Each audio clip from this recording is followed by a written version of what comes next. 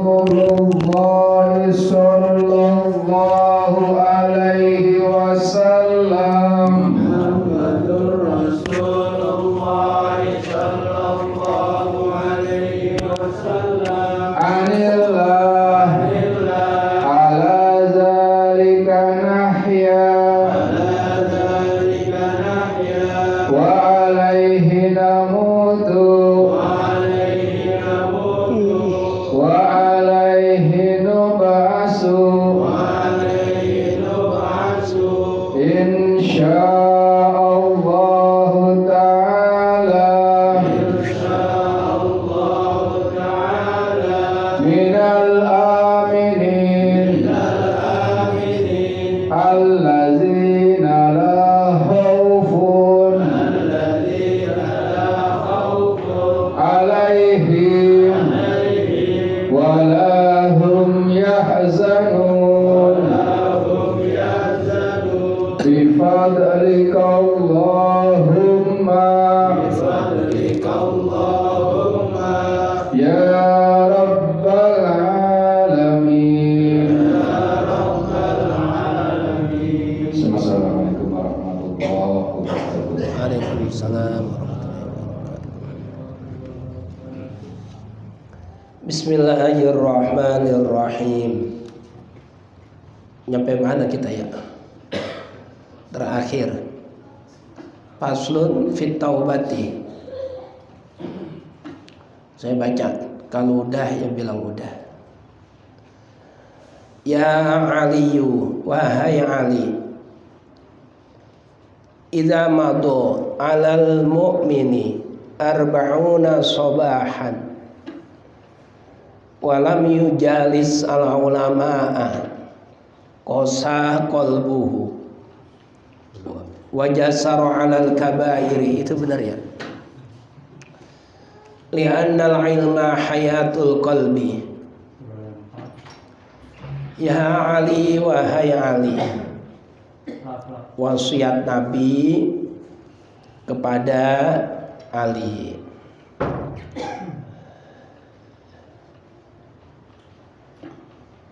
Idza madu, apabila terlewat, alal mu'mini, terhadap orang mukmin, apa yang terlewat? Arba'una sobaan, 40 hari, walam yujalis, dan dia tidak duduk bareng, al ulama, kepada para ulama. 40 hari kagak datang, kagak hadir, kagak duduk bareng ulama, tidak duduk di majelis taklim. Qasa qalbuhu, maka dipastikan hatinya akan keras, akan mati hatinya. Wajasara, dan dia akan berani menerjang alal kabairi, dosa-dosa besar. Li'annal ilma, karena sesungguhnya ilmu hayatun lil qalbi, atau hayatul qalbi, adalah yang menghidupkan hati. Nah, ini penting. Orang Islam, orang mukmin 40 hari kagak duduk di majelis taklim, 40 hari tidak duduk bareng kiai, ustadz, tokoh agama, ulama. Maka kata Nabi kepada Ali, dipastikan orang itu hatinya akan keras. Wajasaru 'alal kabairi, dan dikhawatirkan dia berani menerjang dosa-dosa besar. Li'annal ilma, karena ilmu itu hayatul qalbi, yang menghidupkan hati kita. Kalau nggak duduk bareng ulama, tidak duduk di majelis taklim 40 hari, maka jauh dari rahmat Allah, jauh dari anugerah Allah, jauh dari ridhonya Allah. Allah nggak seneng, Nabi juga nggak seneng, hatinya bakalan keras. Hati keras itu apa sih? Hati keras itu hati yang tidak mau menerima nasihat, hati yang cenderung merasa benar sendiri, hati yang diliputi dengan kesombongan, hati yang tidak mau menerima hal-hal yang positif. Itu hatinya keras. Nauzubillah min dzalik. Makanya beruntung orang-orang yang istiqomah hadir di majelis-majelis ilmu. Beruntung orang-orang yang betah duduk di majelis-majelis ilmu. Lemau gurunya siapa kek nggak jadi masalah. Yang penting ahlus sunnah wal jamaah. Di Masjid Ar-Ridwan ada banyak gurunya. Ada Kiai A, ada Kiai B, ada Kiai C. Di malam Selasa kita rutin ngaji wasiatul Mustafa. Nanti di mana lagi ada majelis taklim, hadir. Jangan sampai 40 hari terlewat kagak sekalipun hadir di majelis taklim. Itu Allah nggak suka. Allah tidak senang, dan hatinya akan menjadi hati yang keras, hati yang mati. Thalabul ilmi itu memang penting luar biasa. Bahkan Nabi dalam hadisnya mengatakan thalabul ilmi faridatun, bukan fardun, bukan, tapi faridatun. Apa bedanya fardun, wajib, dengan faridatun, sangat wajib? Kalau sangat wajib itu menunjukkan sesuatu yang teramat penting. Tidak sekedar wajib asal wajib, tapi sangat diwajibkan. Thalabul ilmi faridatun. Thalabul ilmi itu sangat diwajibkan. Ala kulli muslimin, terhadap setiap orang-orang Islam ngaji. Di kitab Tanqihul Qaulil Hasis pada hadis yang pertama itu Nabi berkata kepada Sayyidina Abdullah ibn Mas'ud, ya bena Mas'udin, julusuka sa'atan fi majlisil ilmi la tamassu qalaman wa la taktubu arfan khairun laka min iski alfi raqabatin mu'minatin wa nazaruka ila wajhil alimi khairun laka min ibadati alfi sanatin. Kata Nabi kepada Ibnu Mas'ud, Ibnu Mas'ud, kamu duduk bentaran doang. Duduknya di mana ya Rasul? Di majelis taklim, di majelis ilmu. Itu lebih istimewa, lebih bagus daripada kamu punya 1000 orang budak yang kamu merdekakan, daripada kamu beribadah sunnah 1000 tahun.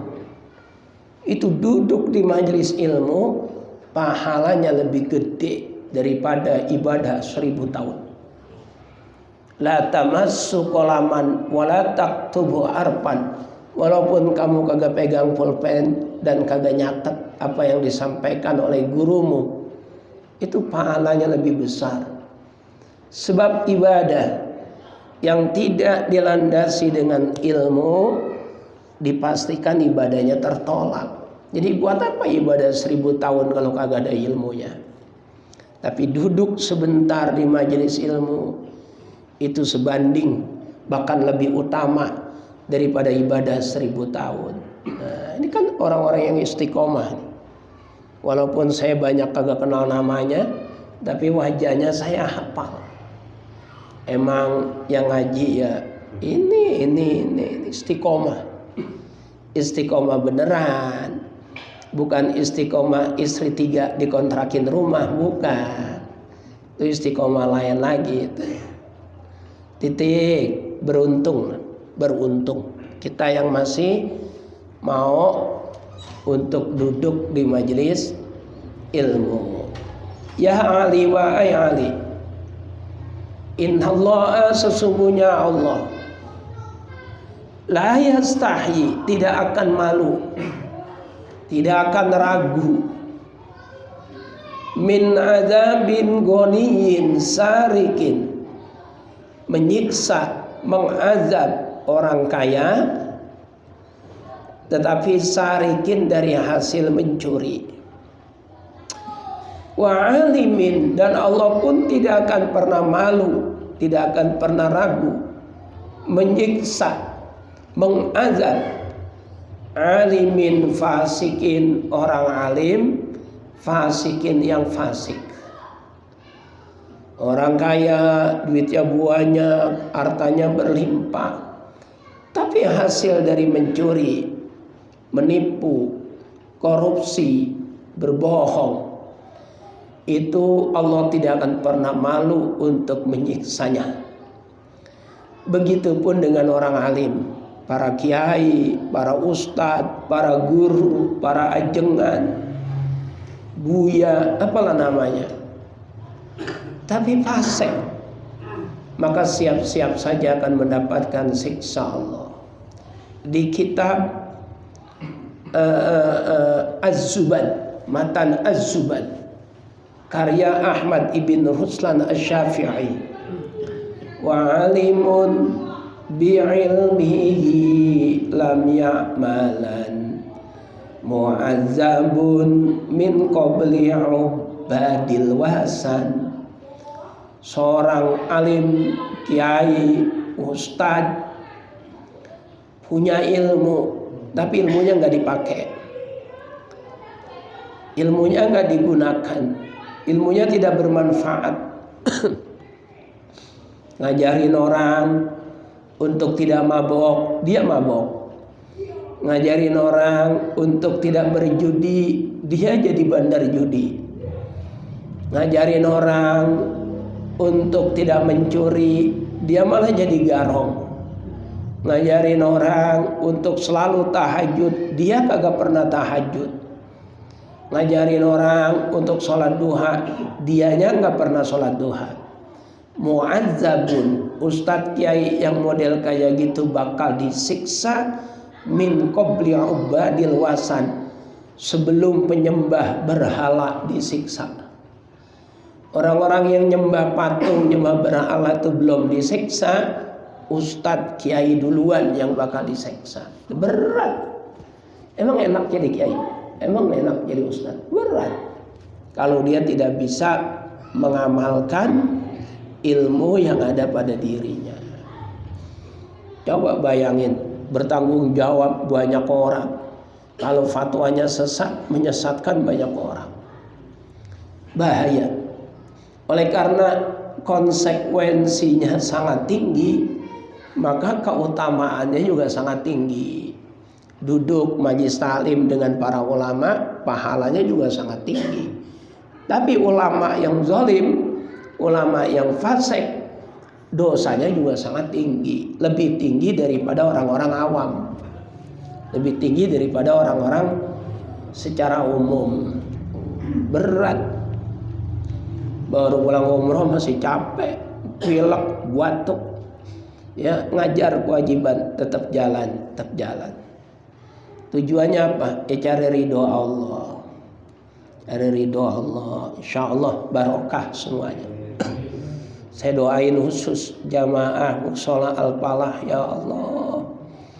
Mudah-mudahan yang pada ngaji sama saya di Musola Al-Falah, Pondok Ungu, ya Allah, biar bisa pada sujud di depan Ka'bah. Biar ziarah ke makam Rasulullah di Madinatil Munawwarah. Terus di Raudhah juga saya doain lagi. Ya Allah, saya mohon semua jamaah Musola Al-Falah Pondok Ungu, biar bisa kemari ke Rodo.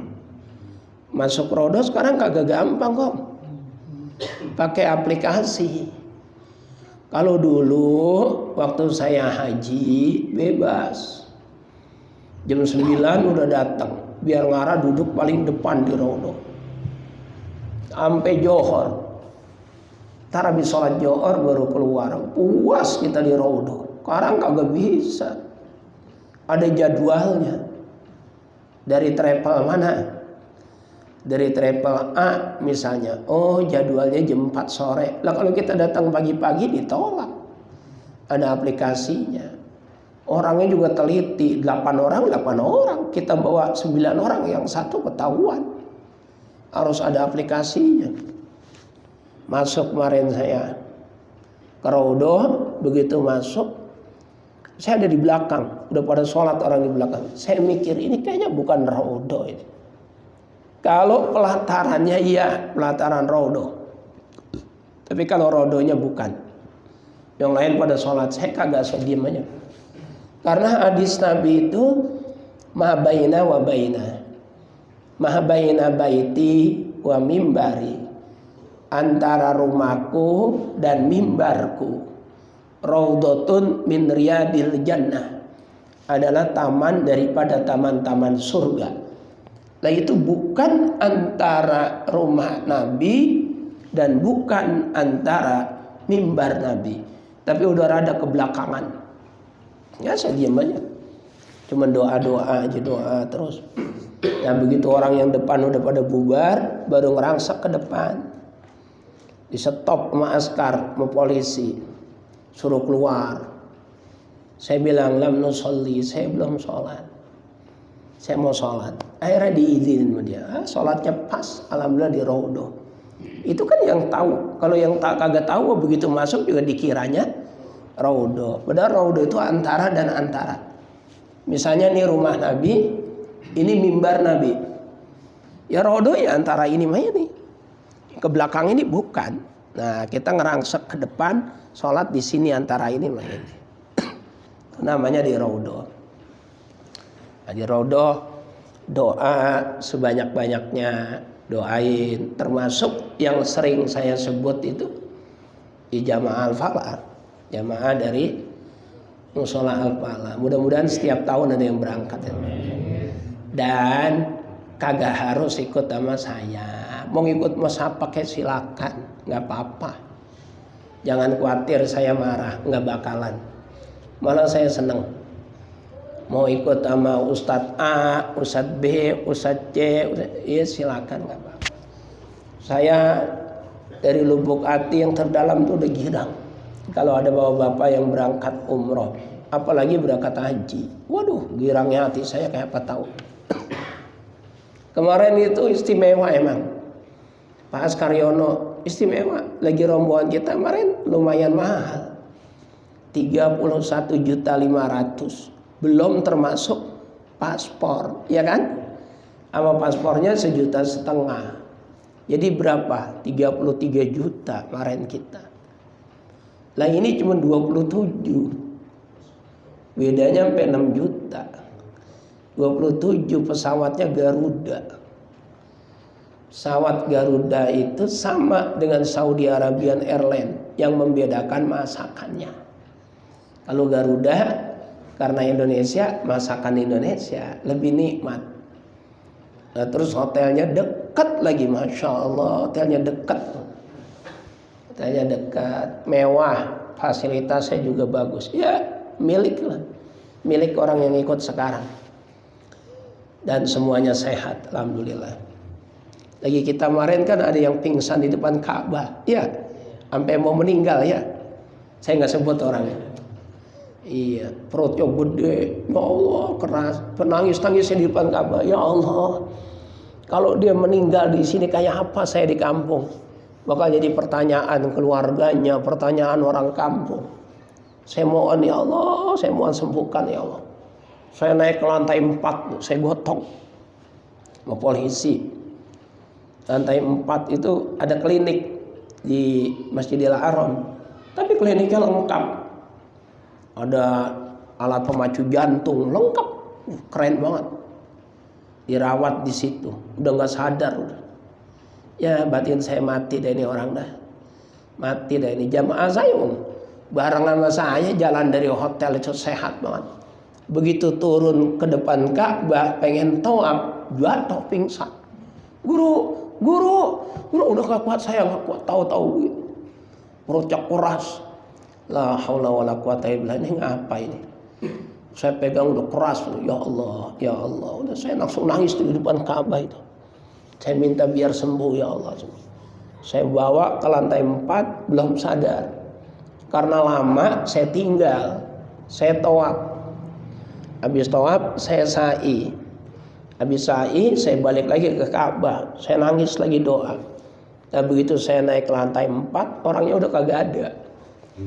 Ya batin saya, ada dua kemungkinan ini, mati atau dirujuk ke rumah sakit besar. Mati kan dibawa, diurus tempatnya beda, nggak mungkin di situ. Pas saya tanya dokternya, udah jalan katanya, jalan kaki, masyan alal aqdam, masyan alal aqdam, jalan kaki. Lebih bingung saya, lah tadi kelepar gitu di depan Ka'bah masih udah jalan kaki. Saya telepon ke hotel, bener katanya udah tidur orangnya di hotel. Lah dia jalan kaki, iya jalan kaki. Saya lari itu ke hotel. Itu saya buka pintu hotel, bener lagi jengkang lagi tidur.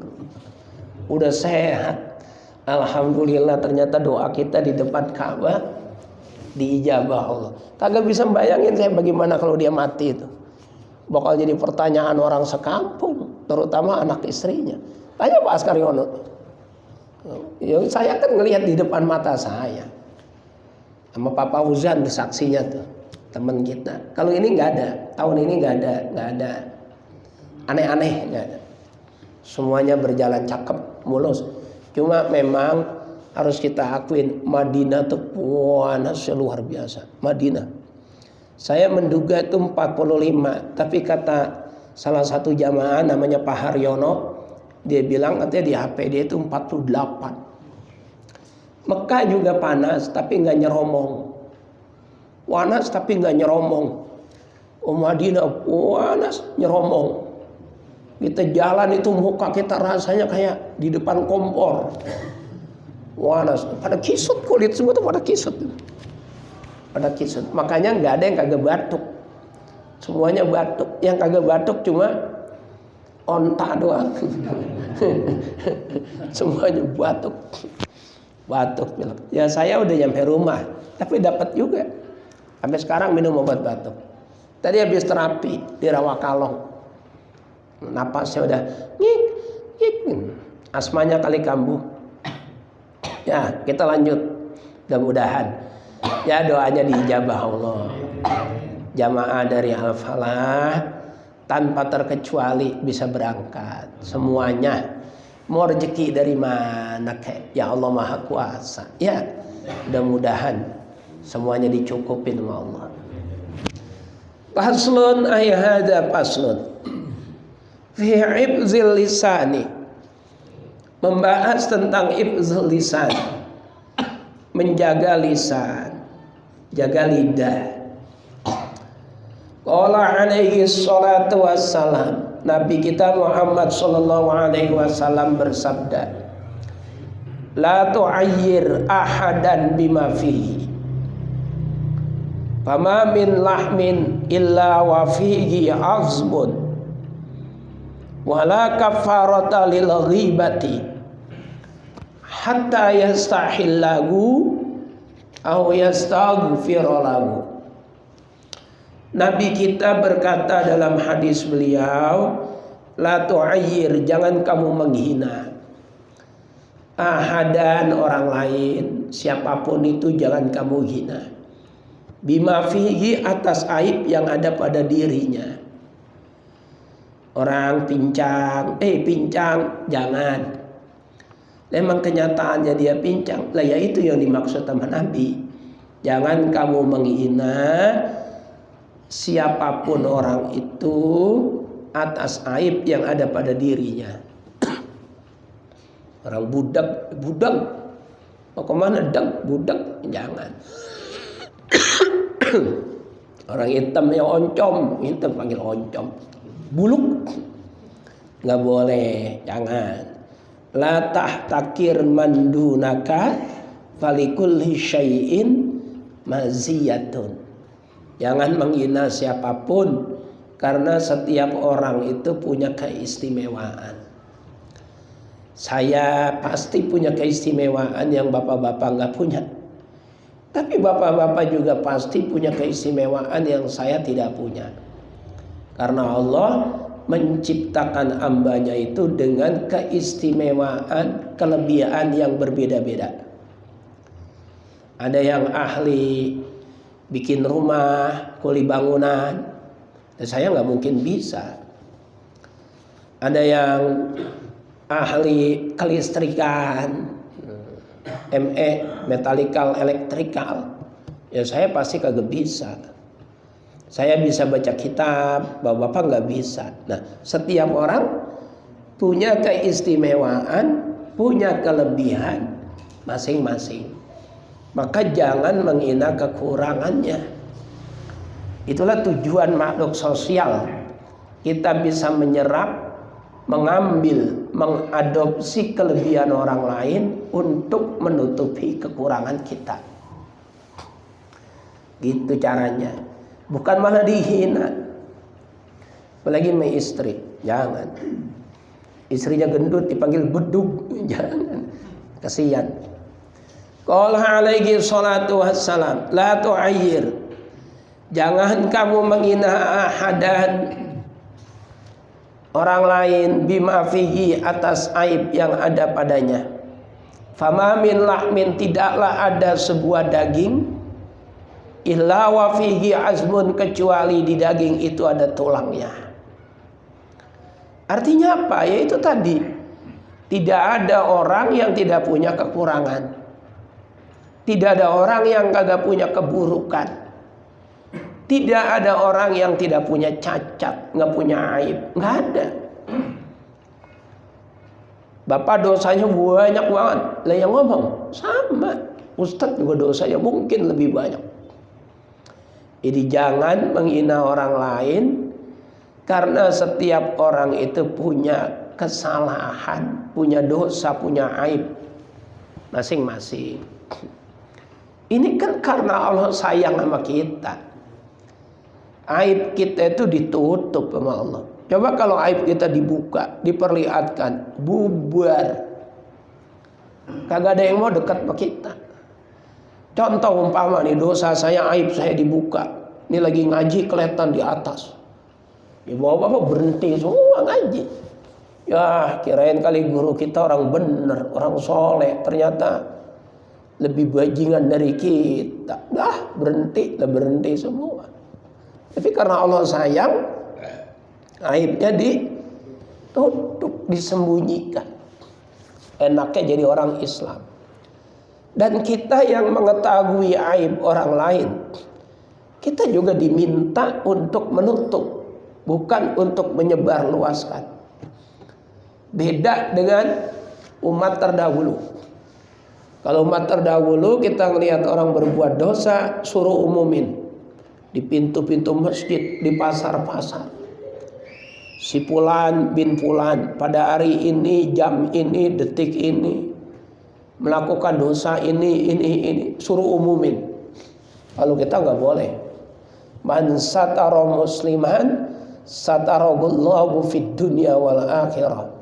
Orang yang menutup aib orang Islam, saudaranya sendiri, maka Allah pun akan menutup aib-aibnya di dunia dan di akhirat. Jadi kita jangan mengumbar dosa orang lain. Lebih baik fokus memikirkan dosa kita sendiri untuk kita minta ampun kepada Yang Maha Pengampun. Fama min lahmin illa wa fihi azmun. Tidak ada daging yang tidak bertulang. Wow, keren banget ini istilah Nabi. Artinya tidak ada manusia yang kagak punya dosa. Kalau kamu ngatain orang, kamu juga sama. Kalau kamu menghina orang, kamu juga sama. Yang kamu hina sebetulnya ada pada diri kamu. Wala kafarata lil ghibati, dan tidak ada tebusan. Kafarah, nggak ada kifarat, nggak ada tebusan lil ghibati bagi pelaku ghibah.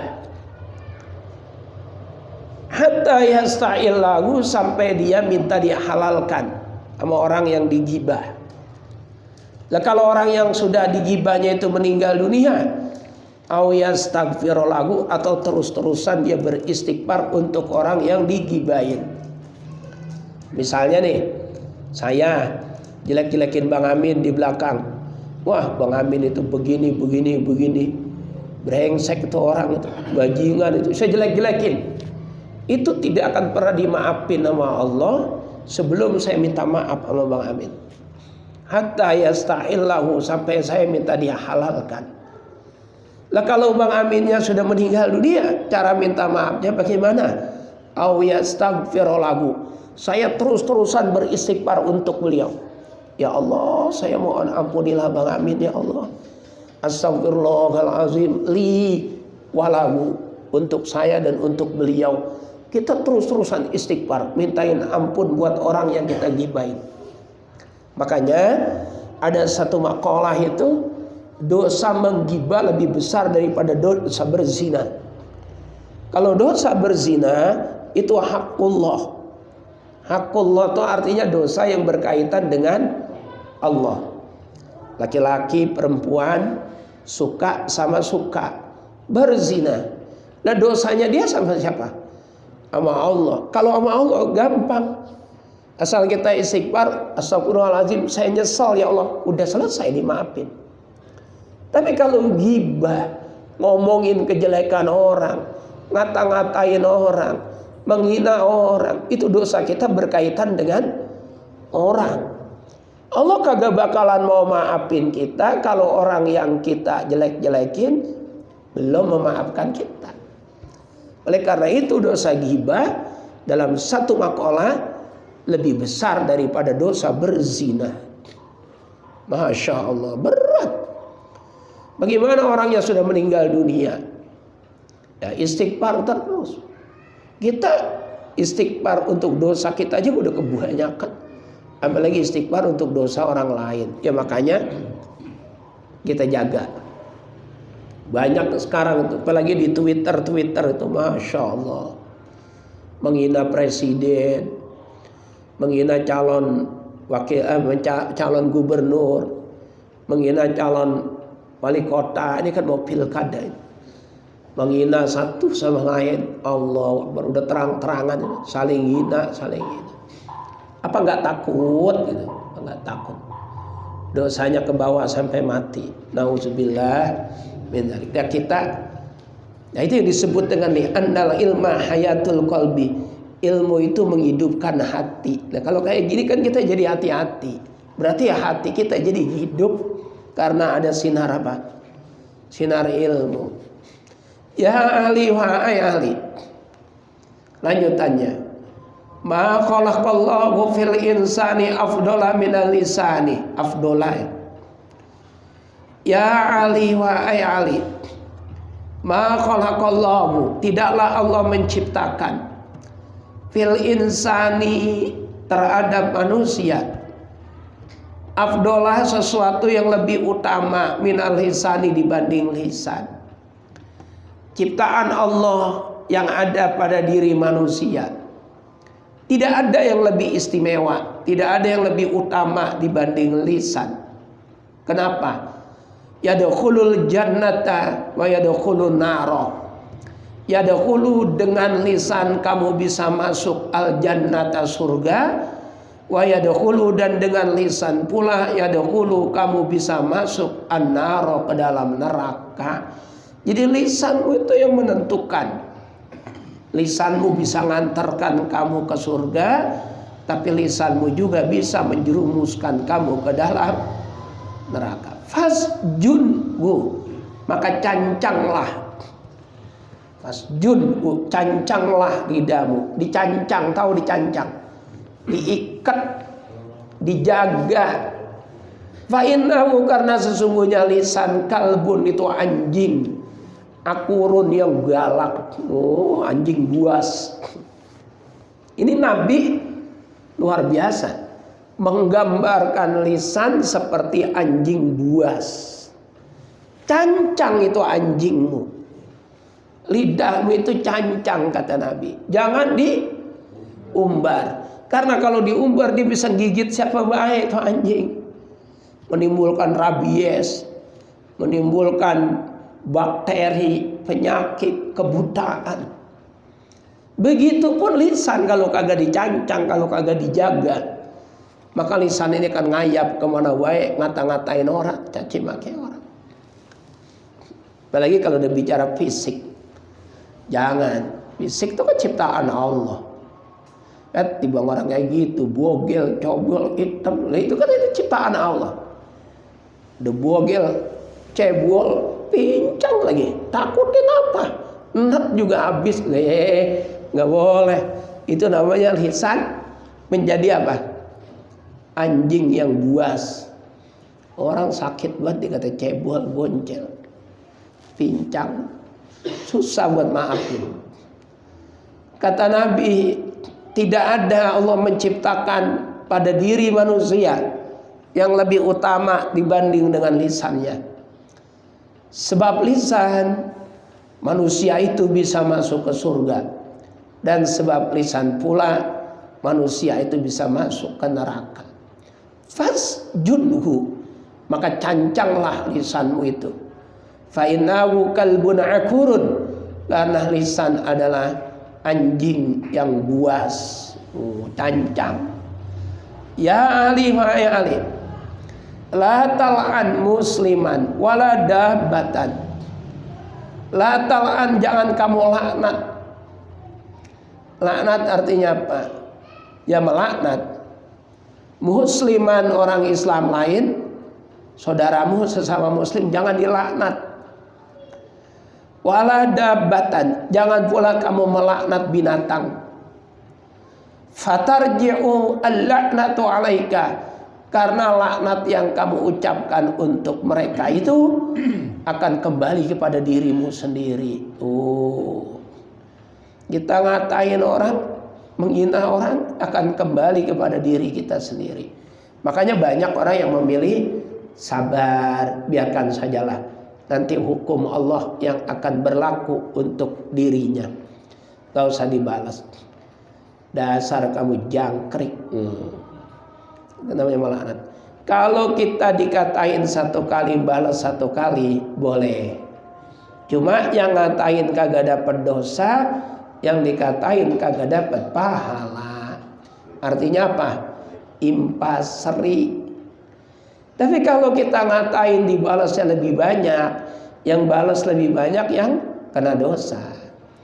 Jangkrik. Daripada lu codot, corok, semuanya kutuk kurak buat lu, banyak kan dia. Nah kalau misalnya jangkrik, codotnya kebun binatang lu semua, sama baik, itu banyak uangan. Ada yang milih sabar, kalau mau balas ya satu kali. Faslun ada faslun fil hayai, menerangkan tentang nilai positif yang terkandung pada rasa malu. Wallahu a'lam. Dah sampai sini dulu. Dah ajan ya. Mudah-mudahan barokah dan manfaat. Al-Fatihah. Bismillahirrahmanirrahim. Iyyaka na'budu wa iyyaka nasta'in. Ihdinas siratal mustaqim. Siratal ladzina an'amta 'alaihim ghairil maghdubi 'alaihim waladdallin. Bismillahirrahmanirrahim. Alhamdulillahi rabbil alamin. Allahumma salli wa sallim wa barik ala sayyidina Muhammad wa ala ali sayyidina Muhammad. Allahumma ighfir lana wa liwalidina wa limasyayikhina wa li jami'il mu'minina wal mu'minat wal muslimina wal muslimat. Allahumma ya muyassir kulli asir, yassir lana wa ahlana wa dhurriyyatina ziyarata haramika wa harami rasulika Muhammadin sallallahu alaihi wasallam fi kulli sana. Rabbana hab lana min azwajina wa dhurriyyatina qurrata a'yun waj'alna lil muttaqina imama. Rabbana atina fid dunya hasanah wa fil akhirati hasanatan wa qina adzaban nar. Wa sallallahu ala sayyidina Muhammadin wa alihi wa sahbihi wa sallam walhamdulillahi rabbil alamin. Assalamualaikum warahmatullahi wabarakatuh.